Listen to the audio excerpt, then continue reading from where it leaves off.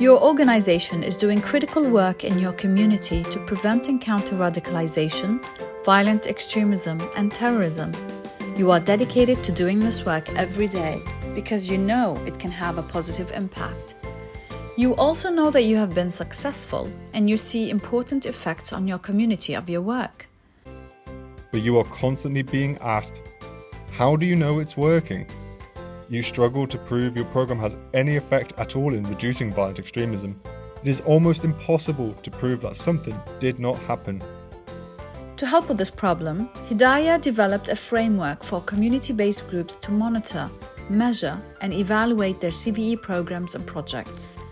This framework is also contained in MASAR, an app developed to provide guidance for community-based groups on CVE program evaluations. The first step is to define your context. You need to understand the factors leading to radicalization and recruitment in your area and identify potential solutions to overcome those factors. You also need to understand the politics, language, culture, and social environment that could influence how your program is carried out, or that could disrupt the progress. The second step is to develop a theory of change statement. The statement clarifies the underlying assumptions you have for how change might occur in your program. A theory of change statement uses the words if, then, and because.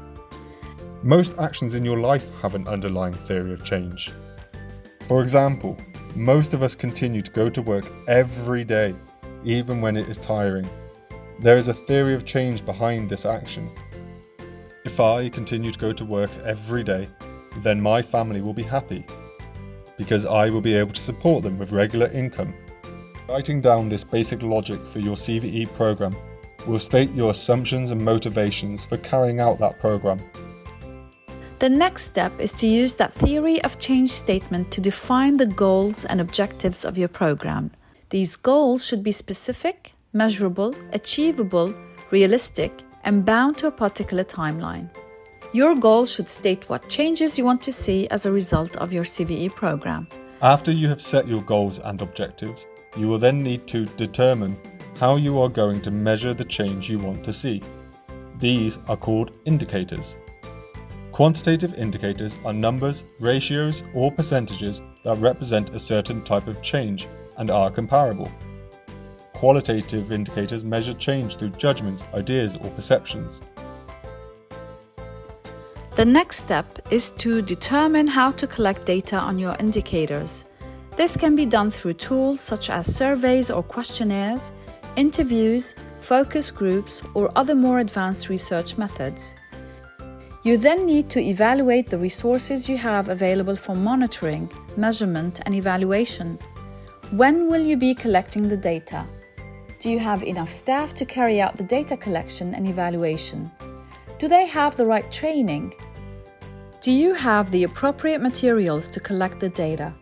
If your resources are not sufficient, you may need to rethink your CVE program goals or indicators.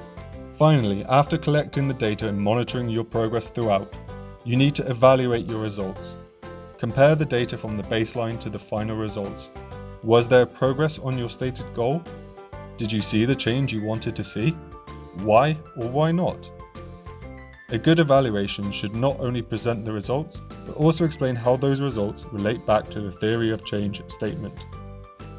By linking back to the theory of change, you can explain how your CVE program may have contributed to reducing violent extremism if your assumptions were correct. You may not be able to prove that your CVE program caused change, but you can show how your CVE program may have contributed to change. For more guidance on monitoring, measuring, and evaluating CVE programs, download the MASAR app today on iOS and Google Play.